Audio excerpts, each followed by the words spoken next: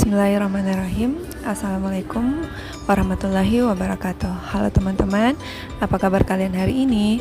Semoga dalam keadaan sehat dan semangat. Baiklah, kali ini kita akan membahas pembelajaran bahasa Indonesia tentang cerita pendek atau biasa disebut dengan cerpen. Tapi sebelumnya izinkan saya untuk memperkenalkan anggota kelompok saya, sebab tak kenal maka tak sayang. Baiklah, kami dari kelompok 6 dan saya sendiri, Rahmatia Ibrahim, bersama rekan saya Andi Nirwanasari, Fatia, dan Farisi Haris. Semoga dengan video ini kalian dapat memahami materi ini ya. Selamat menyaksikan. Pengertian cerpen. Cerpen atau cerita pendek adalah salah satu karya sastra yang berbentuk prosa naratif, yang ceritanya relatif singkat. Dikatakan singkat karena pada dasarnya cerpen hanya memiliki satu fokus permasalahan atau konflik. Nah, adapun unsur-unsur intrinsik dari sebuah cerpen. Ada 7 macam unsur-unsur intrinsik dalam cerpen. Di antaranya yaitu tema, tokoh dan penokohan, alur, latar, sudut pandang, amanat, dan gaya bahasa. Nah, untuk lebih memahami, berikut adalah penjelasan mengenai unsur-unsur intrinsik cerpen.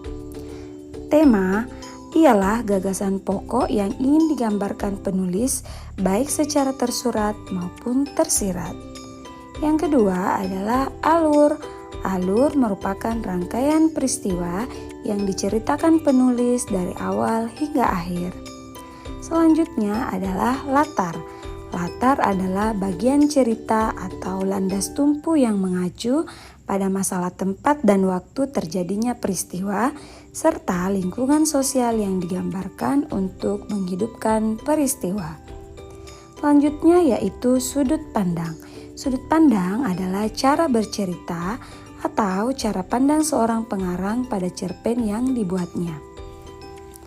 Unsur intrinsik selanjutnya adalah tokoh dan penokohan. Tokoh adalah orang atau karakter dalam suatu cerita atau karya sastra, sementara penokohan adalah watak, karakter, atau sifat dari tokoh tersebut dalam sebuah cerita. Selanjutnya ada amanat. Amanat adalah pesan yang ingin disampaikan pengarang kepada pembacanya. Dan yang terakhir adalah gaya bahasa. Gaya bahasa atau biasa disebut dengan majas adalah ungkapan penyampaian pesan yang menggunakan kata-kata kiasan.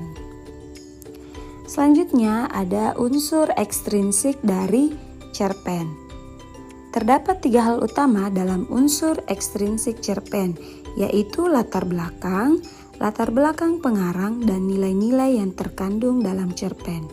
Untuk lebih memahami mengenai unsur intrinsik cerpen, berikut adalah penjelasannya. Yang pertama yaitu latar belakang. Latar belakang adalah dasar atau titik tolak untuk memberikan pemahaman kepada pembaca atau pendengar mengenai apa yang ingin kita sampaikan. Yang kedua yaitu latar belakang pengarang. Latar belakang pengarang adalah faktor-faktor dari dalam pengarang itu sendiri yang mempengaruhi atau memotivasi pengarang dalam menulis sebuah karya sastra. Dan yang ketiga yaitu nilai-nilai yang terkandung dalam cerpen. Nilai-nilai yang dimaksud adalah nilai moral, nilai budaya atau adat, nilai agama atau religi, dan nilai sosial. Struktur teks cerpen terdiri dari 6. Yang pertama, abstrak. Yang kedua, orientasi. Yang ketiga, rangkaian peristiwa. Yang keempat, komplikasi. Yang kelima, resolusi. Dan yang keenam, koda. Berikut penjelasannya. Abstrak di sini maksudnya adalah seperti sinopsis atau rangkuman cerita dari awal sampai akhir.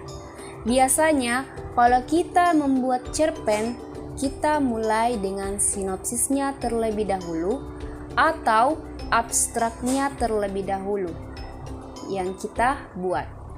Kira-kira dalam cerpen itu awalnya bagaimana, tengahnya bagaimana, dan akhirnya bagaimana. Tapi kalau kita sedang mengidentifikasi teks cerpen, maka yang abstrak ini jarang muncul di dalam sebuah cerpen. Oleh karena itu, abstrak ini sifatnya opsional, boleh ada dan boleh juga tidak ada. Yang kedua, pada bagian orientasi, penulis mulai memperkenalkan tokoh, latar, dan peristiwa. Perkenalan tokoh dapat menggambarkan keadaan tokoh atau peristiwa yang sedang dialami tokoh di awal cerita. Perkenalan latar bisa meliputi tempat, waktu, dan suasana. Penggambaran tokoh dan latar yang jelas akan membuat orientasi lebih menarik. Yang ketiga, pada bagian rangkaian peristiwa, tokoh mulai menghadapi masalah dengan tokoh lain. Permasalahan yang dialami tokoh utama dengan tokoh lain bisa berlanjut pada konflik, dan konflik yang terjadi bisa berupa konflik fisik, batin, atau ide. Yang keempat adalah komplikasi. Konflik yang dihadapi oleh tokoh utama mulai berkembang menuju puncak ketegangan. Biasanya tokoh utama akan berselisih atau bertengkar hebat dengan tokoh lainnya. Yang kelima, resolusi. Pada bagian resolusi, penulis akan memberikan solusi atas konflik yang dihadapi tokoh utama. Biasanya penulis akan memunculkan orang ketiga dalam menyelesaikan masalah tersebut. Bisa juga tokoh utama sendiri yang menemukan solusinya. Dan yang keenam adalah koda. Bagian koda itu adalah di dalamnya berisi pesan atau amanat yang ingin disampaikan.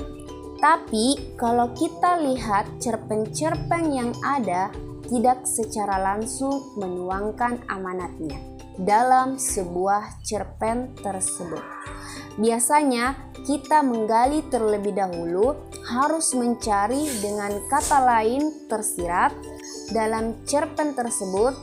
Oleh karena itu, koda ini boleh ada dan juga tidak ada.